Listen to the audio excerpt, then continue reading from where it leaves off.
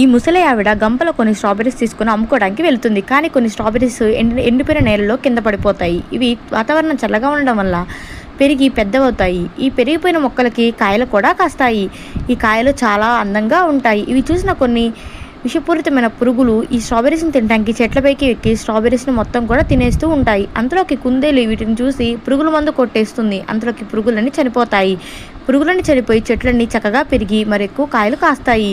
అలాగే నైట్ అవడంతో కుందేలు ఈ చెట్ల పక్కనే నిద్రపోతూ ఉంటుంది. ఇలా నిద్రపోయే సమయంలో కుందేలుకి తెలియకుండా ఈ ముసలి ఆవిడ వచ్చి స్ట్రాబెర్రీస్ అన్నిటిని కూడా నిదానంగా మొత్తం కోసేసుకుంటుంది. ఇలా కోసేసుకున్న స్ట్రాబెర్రీస్ అన్నిటి కూడా తన ఇంటికి తీసుకెళ్తుంది. ఇలా రోజు చేస్తుంది.